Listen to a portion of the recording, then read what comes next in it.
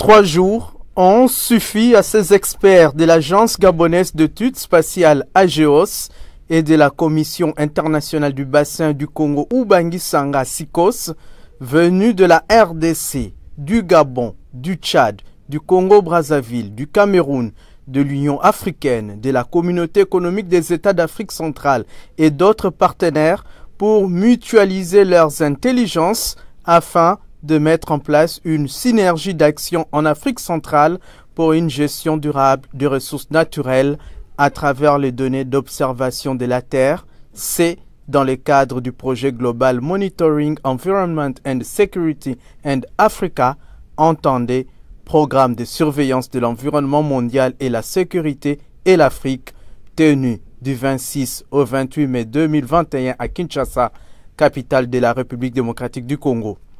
Dans son mot de clôture, Georges Goulemvuga, directeur de ressources en eau à la SICOS et coordonnateur de GMS and Africa, a remercié tous les participants pour l'assiduité et l'apport à la réussite des travaux. C'est l'occasion également de féliciter nos amis d'AGEOS, notre consortium sœur, s'il faut le dire ainsi, pour cette collaboration dans l'organisation, bien sûr sous la coordination de notre sœur, la CAC, à travers le directeur Rémi, qui nous a accompagnés depuis l'élaboration des termes de référence. Et bien sûr, nous l'avons dit dans notre mot des bienvenus sous l'encadrement de la coordination pour que nous aboutissions au résultat de cet atelier. Nous restons ouverts. Peut-être il y a des amis parmi nous, des participants, qui pensaient être laissés de côté. Non, nous sommes ensemble. C'est l'été qui est notre première phase. Voilà la deuxième phase qui est en train de venir. Nous voulons vraiment marcher côte à côte. Nous travailler pour l'intérêt de la sous-région, comme Aboubakar venait de le dire. Au nom de Madame le secrétaire général, je réitère ces félicitations et remerciements pour le dévouement de toute l'équipe en termes de la logistique qui s'est occupée de la logistique, les experts participants pour les travaux.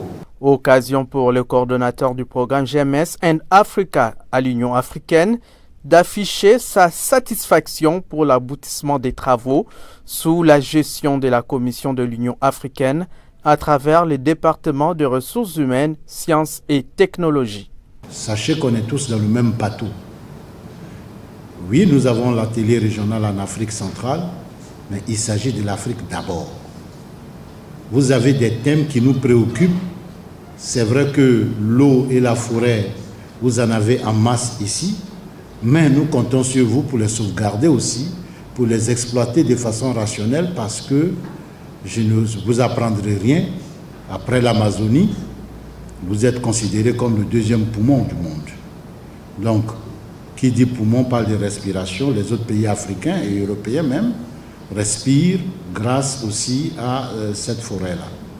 Donc, il va de soi que c'est plus qu'une priorité pour nous. Alors, M. Rémi, au nom de la Commission de l'Union africaine, nous voudrons remercier la CEAC.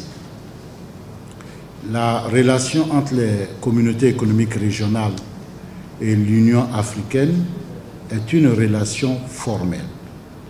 La commission économique ou les commissions régionales économiques sont considérées comme des démembrements en termes de responsabilité de travail en ce qui concerne l'Union africaine. Nous voulons aussi saisir l'opportunité pour remercier la SICOS et l'AGEOS, deux consortiums grâce auxquels nous avons cet atelier. Parce que s'ils ne voulaient pas, ça ne se passerait pas.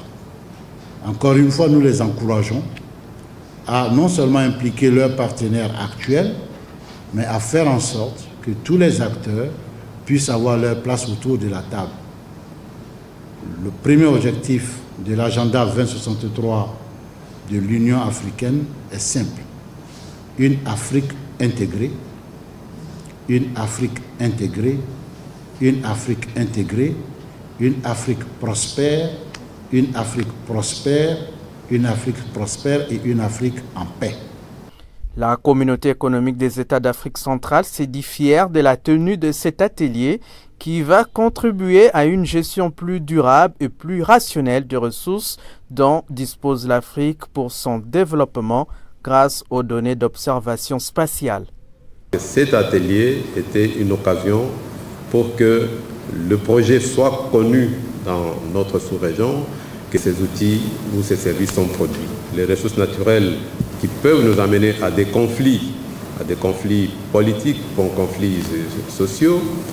Donc, il faut connaître la disponibilité, ce que nous avons comme ressources dans notre sous-région et savoir comment les gérer. Et pour ça, nous avons besoin des données, nous avons besoin des outils vraiment appropriés pour approfondir la gestion, la connaissance et aller vers une bonne gestion. Dans cet espoir que je déclare clos les travaux de notre atelier régional pour l'Afrique centrale, du programme de surveillance globale de l'environnement, la sécurité, Afrique en Afrique centrale. Donc, en sigle anglais, GMS and Africa. Les échanges ont permis aux participants de partager les informations et les expériences respectives sur les services et produits fournis et ou en cours d'élaboration